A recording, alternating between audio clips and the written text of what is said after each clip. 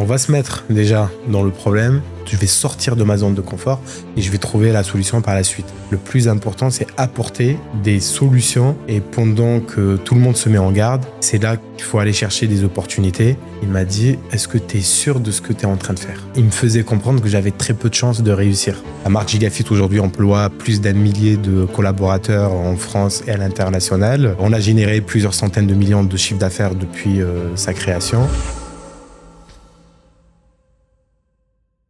Salut, c'est Mountassir Bouadba, je suis le fondateur de Gigafit avec plus de 100 clubs ouverts et en cours d'ouverture dans le monde. Et aujourd'hui, je suis sur Inspiration. Salut Mountassir, c'est un plaisir de t'avoir parmi nous aujourd'hui. Peux-tu s'il te plaît te présenter en quelques mots? Bonjour, je suis ravi d'être parmi vous aujourd'hui. Donc je me présente, Mountassir Bouadba, le fondateur de la marque Gigafit. La marque Gigafit aujourd'hui emploie plus d'1 millier de collaborateurs en France et à l'international. On a généré plusieurs centaines de millions de chiffres d'affaires depuis sa création. Et aujourd'hui, on se développe dans un écosystème à 360 degrés, toujours dans le bien-être, la santé et l'hospitalité. Explique-nous ton parcours. Voilà, donc pour te raconter un peu mon parcours, je suis né à Mulhouse et c'est à Paris où tout a commencé. Voilà, donc j'ai commencé par les sports de combat, les arts martiaux. Donc j'ai pratiqué de la boxe chinoise à l'époque et j'étais orienté vers la boxe anglaise et voilà, donc beaucoup de sports d'arts martiaux. Et en même temps, j'ai effectué des études dans une salle de sport en alternance. J'avais fait l'université et ensuite j'ai fait une école de commerce et j'étais en alternance dans une salle de sport. Donc c'était un peu la suite logique des choses et c'est là-bas où tout mon parcours il a commencé. Comment se sont passés tes débuts dans l'entrepreneuriat? Voilà, donc dès que j'ai fini mon alternance, j'ai créé une agence de marketing et de communication. Le but c'était ramener des clients pour les salles de sport. On va dire j'ai surfé un peu sur la vague des réseaux sociaux à l'époque et je faisais de la création de trafic avec la création d'un site internet qui s'appelait venteflashfitness.com. Voilà, donc tout a commencé par cette agence. J'ai été entrepreneur à l'âge de 19 ans. 2 ans après, voire 3 ans, j'ai créé la première salle Gigafit à Paris en 2014.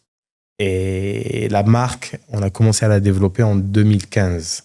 Comment as-tu créé la marque Gigafit?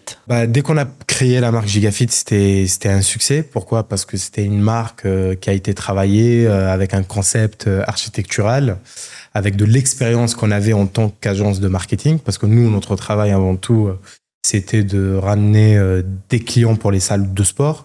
Et dès qu'on a commencé Gigafit, on savait remplir une salle de sport. Dans Gigafit, on a eu plusieurs versions.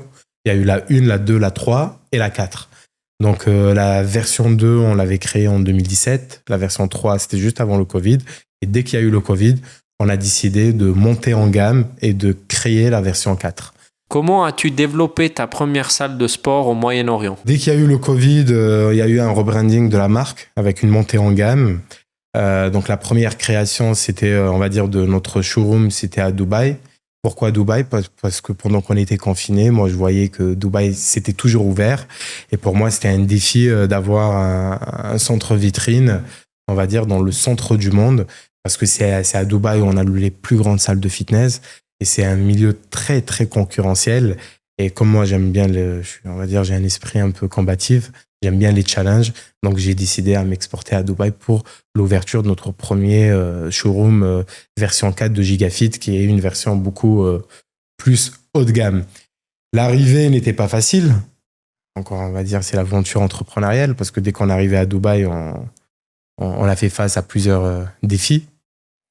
Mais le défi, on va dire, on l'a surmonté comme on a toujours surmonté les défis en France, quoi. En fait, quand on est arrivé à Dubaï, il y avait déjà des grandes salles de sport. Elles étaient là depuis des années avec des moyens, on va dire, considérables. Et nous, on s'était dit quoi? On s'est dit, voilà, nous, on va arriver avec notre expertise, notre savoir-faire. Et on a apporté quelque chose que eux, ils n'avaient pas là-bas. C'était un peu le concept salle de sport mélangée avec de l'art, du lifestyle. C'est vraiment apporter quelque chose de nouveau, une salle de sport exclusive. Et ce qui a fait cette différence aujourd'hui, parce que, encore une fois, on a été élu, on va dire, numéro 1 sur TripAdvisor la semaine dernière. Voilà, donc la salle Gigafit à Dubaï, on le voit, le succès, c'est la salle numéro 1 sur TripAdvisor depuis plus d'une semaine aujourd'hui. Quelles sont les étapes pour ouvrir un nouvel établissement? Alors, les étapes clés, avant tout, c'est l'emplacement. Déjà, le plus important, c'est savoir ce qu'on veut. Voilà, c'est ce qu'on veut et à qui on parle. Voilà, donc la première étape, c'est bien choisir son emplacement et l'adaptation du concept Gigafit. Parce que Gigafit, encore une fois, c'est plusieurs formats, c'est des petits, moyens et grands formats. Donc ça, c'est la première étape. Une fois qu'on a finalisé la première étape, ce sera la deuxième étape, c'est l'étape bancaire, avec le début des travaux et la pré-ouverture, avec toute la partie marketing et communication. Donc pour ouvrir un Gigafit, on a plusieurs étapes. La recherche des locaux, validation, étape bancaire, pré-ouverture, ouverture, et enfin, la gestion du centre. Donc, le succès d'une ouverture, c'est avant tout, c'est la préparation du projet. Plus que le projet il est bien préparé, plus que les chances du succès, elles augmentent. Tu sais, moi, dans mon parcours, j'ai eu plusieurs anecdotes, dans le parcours entrepreneurial en tout cas. Par exemple, ma première salle de sport, quand j'avais loué le local, c'était au fond d'une cour. Donc, il fallait vraiment être un peu... il fallait vraiment prendre des risques pour louer un local au fond d'une cour parce que j'avais pas d'entrée sur la rue. Donc, il fallait que je trouve des solutions. Mais moi, je me suis dit quoi? On va se mettre déjà dans le problème. Je vais sortir de ma zone de confort et je vais trouver la solution par la suite. Donc, j'ai commencé ma première affaire avec pas d'entrée sur la rue. Et qu'est-ce que j'ai fait par la suite? Une fois que j'ai démarré, je me rappelle, j'avais payé quelqu'un à l'époque, j'avais embauché quelqu'un, je l'avais mis devant la porte pour qu'il mette le code à chaque fois que les gens ils arrivent, parce que quand ils arrivent, ils voyaient pas l'enseigne de la salle de sport. Donc il était payé pour ouvrir la porte à chaque fois. Et 6 mois après, j'avais trouvé une solution. En fait, j'avais racheté un local qui était collé à ma salle de sport et pouvoir faire une entrée sur la rue. Et ça, c'est dans la salle de sport de Paris 18e. Donc, quand les gens, à chaque fois que j'ai fait visiter cette salle, je leur dis, vous voyez, cette salle, en temps normal, elle n'existait pas. Et tout est parti de là. Comment Gigafit se distingue de ses concurrents? En fait, dans Gigafit, sa force, encore une fois, c'est l'adaptation.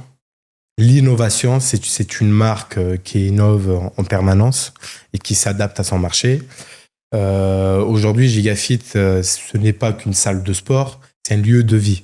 On propose une expérience 360 degrés à nos adhérents. C'est que Gigafit, ce n'est pas que des salles de sport. Aujourd'hui, Gigafit, c'est de la nutrition. On a créé plusieurs marques autour de l'écosystème.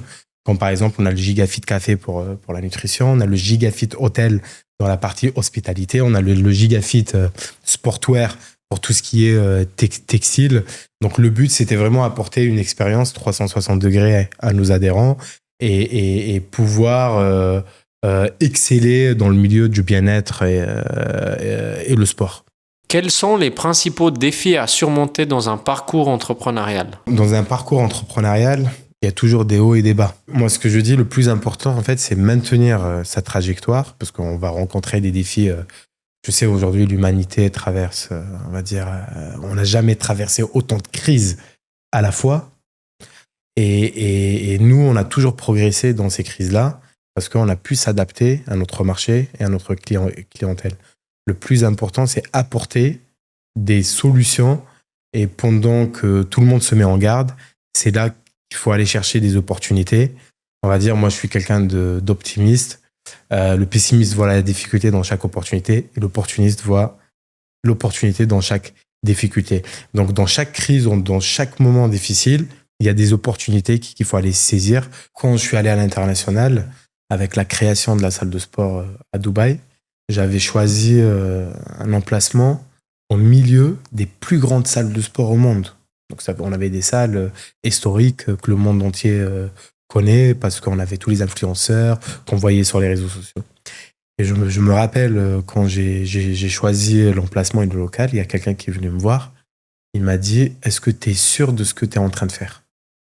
Parce que là, tu te rends compte, tu arrives pendant le Covid, Là, tu es entouré des meilleures salles de sport au monde. On va dire, entre parenthèses, il me faisait comprendre que j'avais très peu de chances de réussir. Et moi, je lui avais répondu, tu sais, j'ai commencé ma première salle sans l'entrée sur la rue. Tu vois, donc c'est que j'ai déjà passé ce challenge et pour moi, c'était une facilité. Encore une fois, le pessimiste voit la difficulté dans chaque opportunité, l'opportuniste voit l'opportunité dans chaque difficulté. Et le fait de partir sur ça, aujourd'hui, on est classé les premiers sur TripAdvisor à Dubaï. Donc si j'aurais écouté les pessimistes qui me disaient tous de ne pas y aller, que ce soit avec ma première affaire ou celle à l'international, bah, j'aurais jamais rien fait. On va dire, ils disent qu'il faut être fou pour entreprendre. Moi, je ne dirais pas fou parce que pour moi, malgré tout, c'est des risques maîtrisés parce que je savais ce que j'étais en train de faire. Mais le plus important quand tu veux faire quelque chose, c'est savoir ce que tu veux. Moi, ce que je dis même à mes franchisés, hein, vous savez, quand on choisit les profils, la première question que je vais leur poser, est-ce que vous savez ce que vous voulez? C'est la première chose, peu importe. Est-ce que vous le voulez et vous savez ce que vous voulez?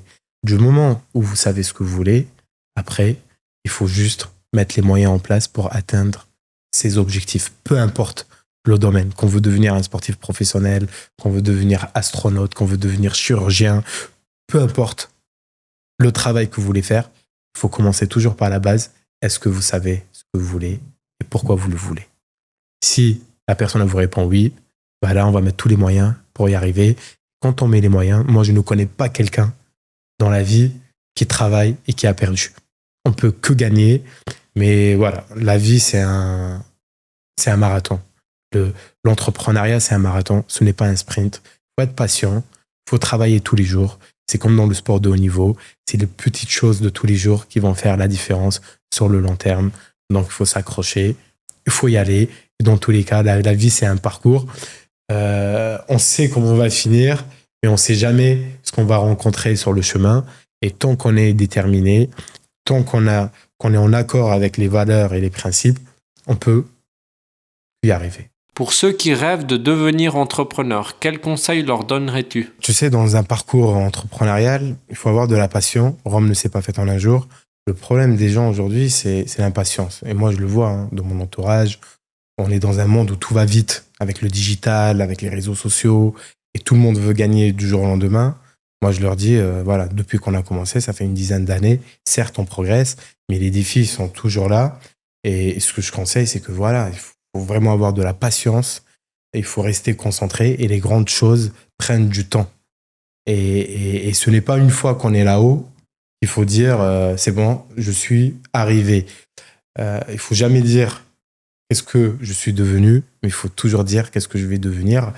Tout le monde peut être le premier, mais le plus difficile, c'est garder sa place. Et quand on voit, par exemple, les sportifs de haut niveau, parce que moi, je compare toujours l'entrepreneuriat au sport de haut niveau, que même moi, j'ai pratiqué, c'est la constance de l'objectif qui va primer. Ça veut dire quoi? C'est que c'est l'endurance de la motivation qui prime sur l'effort de la motivation. Donc, c'est cette endurance, je sais que le succès, ce n'est pas un sprint, mais c'est un marathon. Donc moi, ce que je conseille même à mes collaborateurs, je dis il faut être patient, il faut être discipliné, parce que l'entrepreneuriat, encore une fois, c'est le sport de haut niveau. Donc il y a des règles à respecter. Peu importe, on peut perdre, on peut gagner, mais le plus important, c'est apprendre à perdre. Donc apprendre à perdre, parce que la plupart des gens, dès qu'ils se retrouvent contre des défis, bah, ils lâchent les bras. Et nous, ce qui a fait la différence entre moi, je pense, et les concurrents, tu sais, au début, quand on a commencé, on était 20 sur le marché. Aujourd'hui, on est 5 à se développer en France. C'est-à-dire, on fait partie des 25%. Pourtant, il y avait des concurrents, ils étaient là avant nous, ils avaient plus de fonds, ils avaient plus d'expérience. Alors que nous, on arrivait, on a commencé de zéro. Moi, quand j'ai commencé, l'âge moyen des patrons de chaînes de salles de sport, c'était à 60 ans. Moi, j'ai commencé, j'avais 23 ans. Et quand j'ai commencé, je m'en rappelle, j'avais un avantage, j'avais de l'énergie, j'avais de la fougue aussi. C'est que, voilà, on s'est dit, on n'a rien à perdre. tu peux que gagner. Surtout quand on commence à zéro. Moi, dans ma vie, quand j'ai commencé, encore une fois, voilà, je viens d'une famille modeste. Tu peux que gagner et dans tous les cas, tu n'as rien à perdre. Comment as-tu fait pour réussir alors que la plupart des concurrents ont échoué? Moi, mon objectif, c'était vraiment gagner. J'avais cette énergie-là et tout est possible. Et je l'ai prouvé aujourd'hui, même dans mon milieu, c'est que quand on se donne les moyens, on peut y arriver. Mais il faut du temps, il faut de la patience. La plupart des gens, ils vont se dire oui, moi je commence, mais j'ai pas les moyens, j'ai pas ceci. Bah non. Les moyens, avant tout, c'est ton savoir-faire. On peut monétiser notre savoir-faire. Tu sais, moi, quand j'ai commencé avec mon agence de marketing, je vendais mon savoir-faire. Voilà, je vendais mon savoir-faire. Et quand on se donne les moyens, on peut y arriver. Mais il faut de la patience, il faut du courage, il faut de la persévérance et il faut un moteur aussi. Il faut savoir pourquoi on fait ça. Parce que si on se dit je vais commencer parce que je vais gagner juste de l'argent, non. En fait, il faut être passionné. La vraie réussite aujourd'hui, la vraie richesse, c'est quand on fait ce qu'on aime. Peu importe qu'on peut travailler 20 heures par jour ou 15 heures par jour. Moi, dans mon cas, je pense que je fais 18 heures, 15 heures, 18 heures par jour. Voilà, je fais 6 heures de sommeil. Dès que je me réveille, je suis sur mon téléphone, je suis sur mes emails jusqu'à tard dans la journée. Et pour moi, j'ai pas cette impression que je suis en train de travailler parce que je vis de ma passion. J'ai une mission. Je vends du bien-être. J'accompagne des entrepreneurs à réaliser leurs projets. Et quand on arrive à ça, pour moi, c'est vraiment ça le succès. C'est quand on fait ce qu'on aime. Et c'est ça la réussite. Quelle est pour toi la principale richesse? En fait, il faut savoir une chose aujourd'hui. Et on peut le voir sur les réseaux, on peut le voir un peu partout.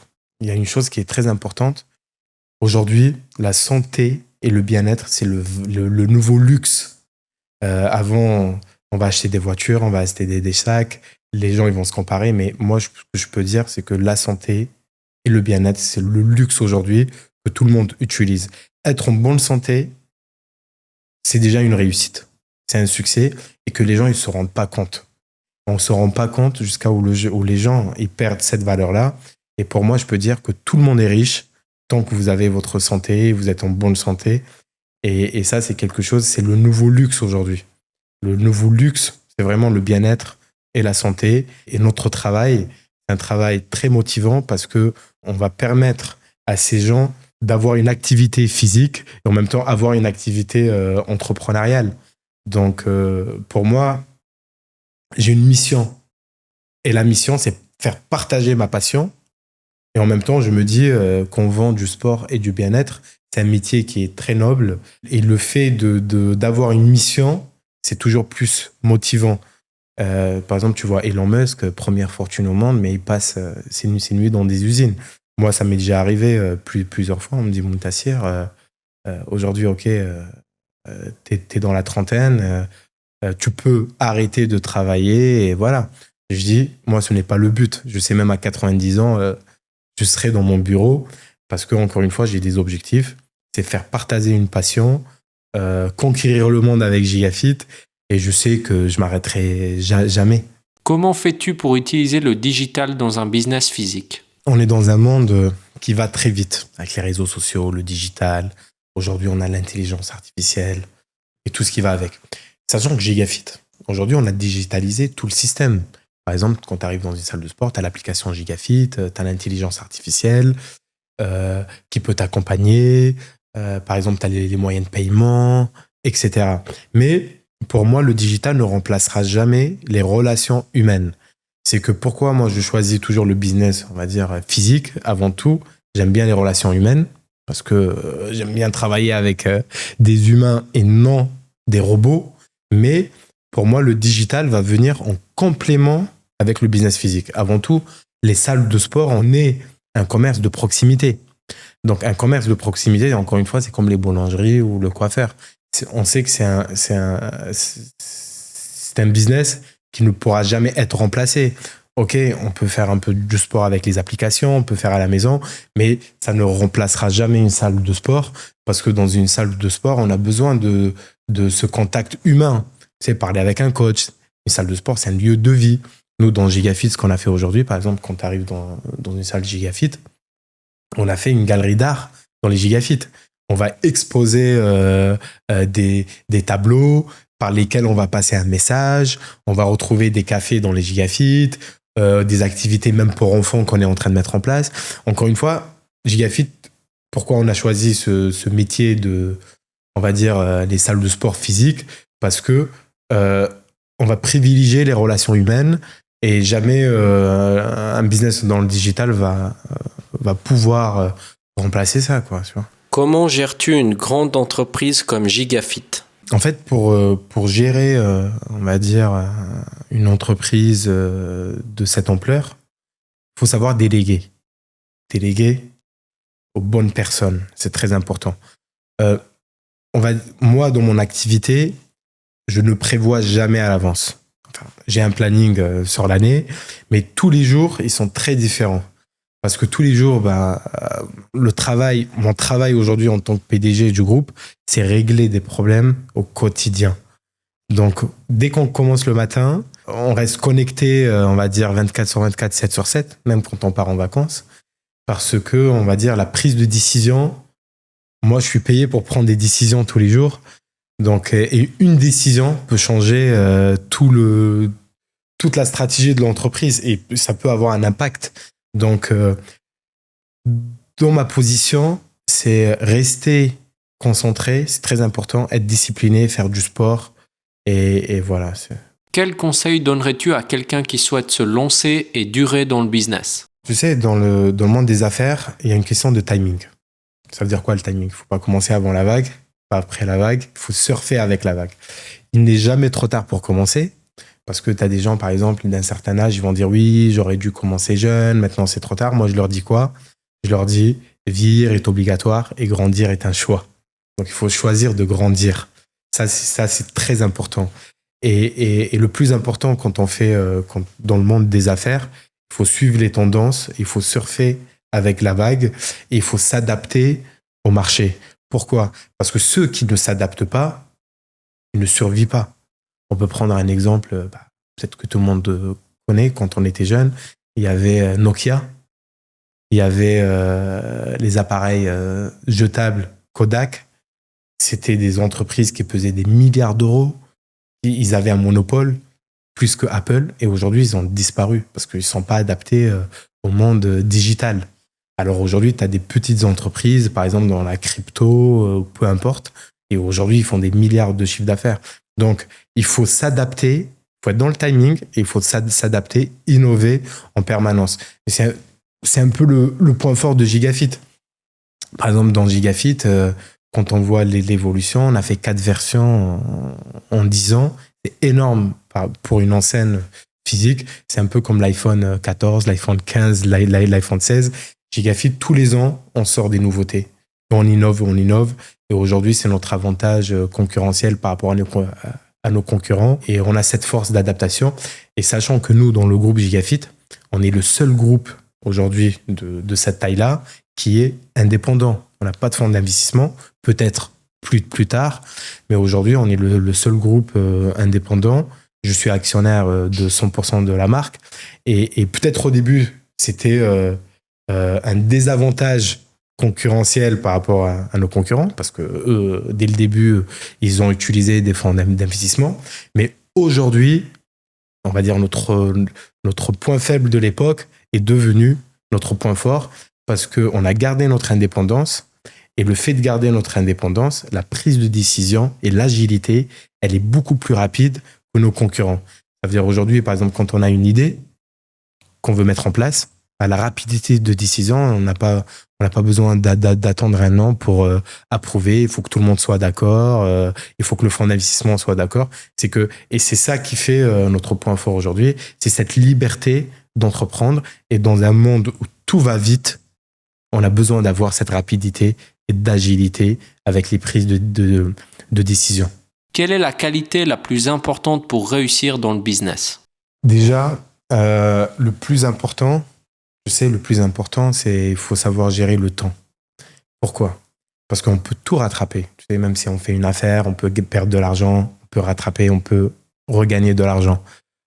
Si on est un peu fatigué, on va faire un peu de sport, on peut être plus en forme. Mais dès qu'on perd le temps, c'est très compliqué de le rattraper. Donc ça veut dire que si vous avez une idée, il faut commencer. Dans tous les cas, vous n'avez rien à perdre. Le seul risque que vous pouvez prendre dans votre vie, c'est quand vous ne faites rien. Donc il faut sortir de sa zone de confort. Ça, c'est quelque chose de très important. Parce que quand on sort de la zone de confort, on n'a pas le choix. En fait, il ne faut pas se laisser le choix. L'humain, en général, progresse dans la difficulté. Et plus qu'on est dans la difficulté, plus qu'on peut progresser. Quelles sont les plus grandes difficultés à surmonter dans l'entrepreneuriat? Et tu sais, dans la vie, en général, on peut passer par des difficultés. Et comme on dit, les bons sentiments n'ont jamais fait de grandes histoires.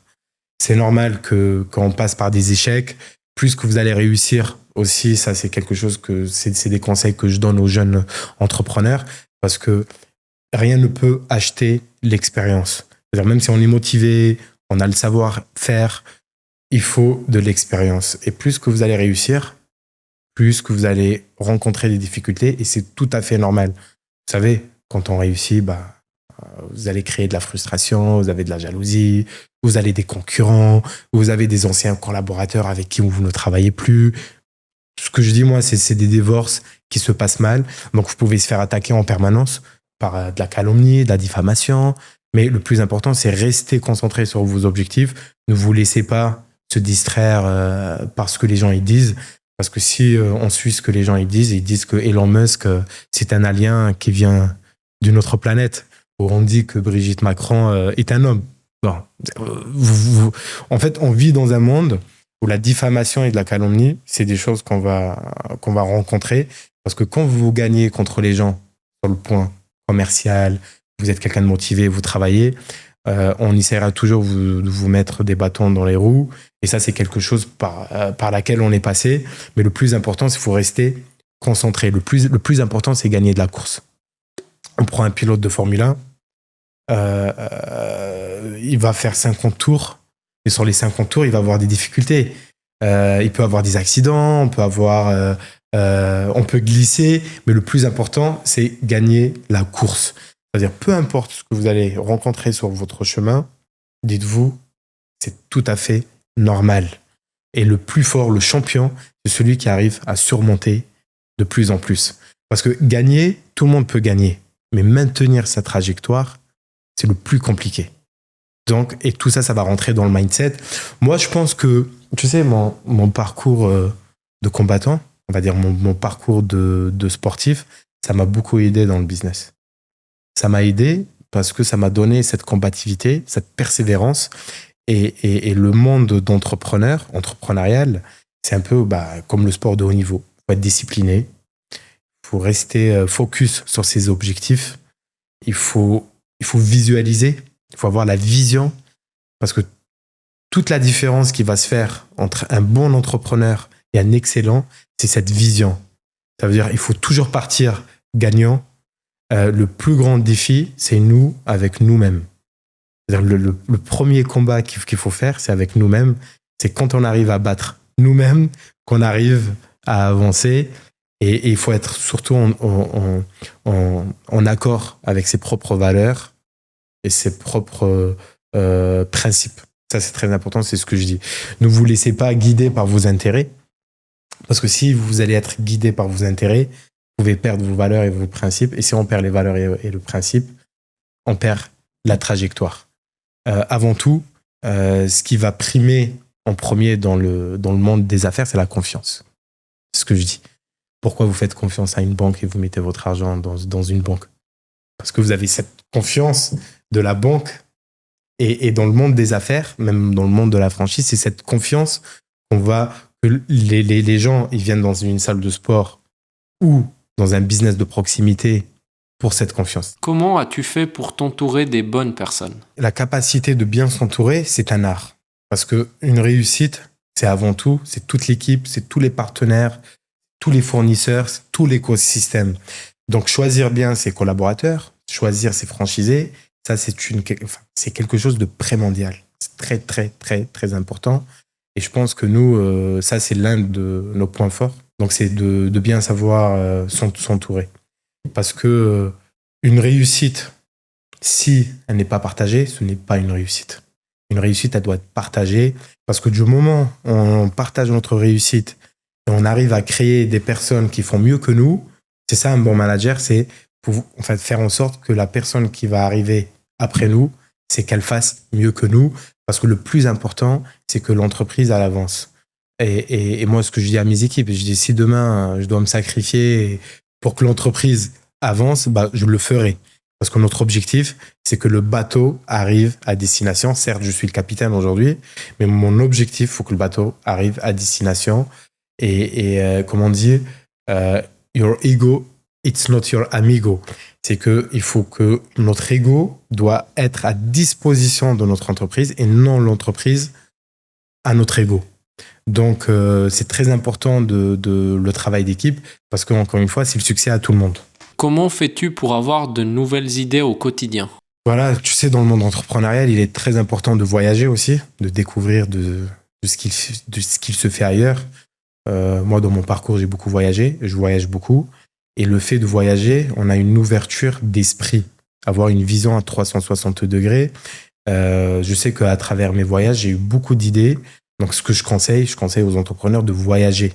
C'est-à-dire, quand vous avez une idée, que vous voulez appliquer une idée, c'est bien, mais voyagez ailleurs et analysez comment cette idée fonctionne dans d'autres pays. Parce que quand on réfléchit dans le monde entrepreneurial, vous savez, j'avais lu un livre un jour, il parlait de la vision. Et en fait, il se disait pourquoi les Américains ont une vision mondiale. Parce que nous, tu sais, en France, quand on va faire un business, par exemple, on va penser à Paris, allez, au niveau national, alors que par exemple, les Américains, ils ont plus une vision de conquérir le monde. Et on le voit aujourd'hui. La culture américaine, Hollywood, la musique, etc. et d'autres business. Pourquoi? Parce que il y a eu des études par rapport à ça. Ils disent que le fait de grandir dans une ville où notre vision est limitée par le champ immobilier, parce que par exemple à Paris, vous savez, quand on sort dans la rue, on ne peut pas voir plus large, alors qu'aux États-Unis, on a bien vu les rues qui font 100 mètres de largeur. Ça veut dire, dès qu'on est dans la ville, on a une vision beaucoup plus large et beaucoup plus grande. Et ça, c'est quelque chose qui peut influencer notre champ de vision. C'est pourquoi les Américains, dès qu'ils sont jeunes, dès qu'ils montent un business plan, c'est pour le monde. Donc, c'est que le concept architectural de la ville a influencé le comportement entrepreneurial et ce que je conseille. Donc, c'est pour ça que je conseille de voyager, d'aller dans des grandes villes, parce que les grandes villes peuvent vous donner une vision beaucoup plus large. Et quand on réfléchit, on réfléchit sur le niveau mondial.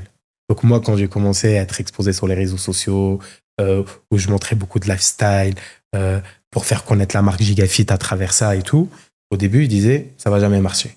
Ensuite, ils me disaient, oh, c'est n'importe quoi ce qu'il fait, regarde, il s'expose, il se montre, c'est le show-off. Et aujourd'hui, ça devient une évidence. Ça veut dire, ce que je veux dire, c'est qu'il n'y a pas de bonnes idées, il n'y a que mes idées que je vais rendre bonnes. Donc, et quand on veut te copier, c'est souvent trop tard. Donc, c'est que quand vous avez des idées, il faut maintenir le cap. Parce que même si au début vous êtes critiqué, dans tous les cas, on va être tout le temps critiqué. Tu le sais, quand on réussit, on est tout le temps attaqué. Plus qu'on monte, plus qu'on va se faire attaquer. Ça fait partie du parcours entrepreneurial, malheureusement. Mais il faut se défendre, faut combattre. Et ça, c'est quelque chose que je tiens à transmettre aux jeunes. Donc, il faut pas se décourager. Et ce que les gens, ceux qui vous critiquaient hier, ils vont vous demander les conseils aujourd'hui. Pour finir, quel conseil donnerais-tu à nos auditeurs? J'ai un conseil à passer aux jeunes. C'est pour ça qu'on est là dans le podcast Inspiration. Le but, moi, aujourd'hui, mon objectif, c'est inspirer. C'est partager ma réussite et pouvoir partager ma vision et faire en sorte que d'autres entrepreneurs vont réussir dans ce qu'ils font. C'est vrai que moi, quand j'ai commencé, j'avais pas cette chance d'être accompagné. Voilà, il fallait que je fasse des erreurs sur le parcours. Mais comme on dit, faire une erreur une fois, c'est apprendre à faire une deuxième fois si c'est une erreur. La jeune génération aujourd'hui, ils ont cette chance avec les réseaux sociaux, avec l'intelligence artificielle, avec les podcasts qu'on fait aujourd'hui, d'être inspirés et d'être accompagnés. Donc, c'est une richesse que nous, on n'avait pas à l'époque parce que, voilà, il fallait se débrouiller. Donc, il faut en profiter. Il faut créer il faut créer de l'audience parce que celui qui possède l'audience aujourd'hui possède le monde. Donc, voilà. Donc, je vous conseille le futur du marketing, c'est la création de contenu.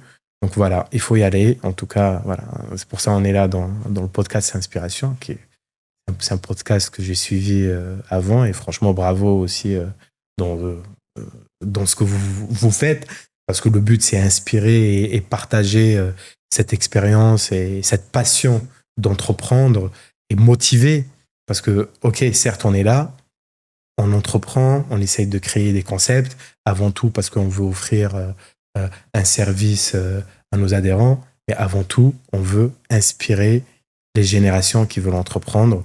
Et c'est avec un grand plaisir qu'on fasse cette mission ensemble.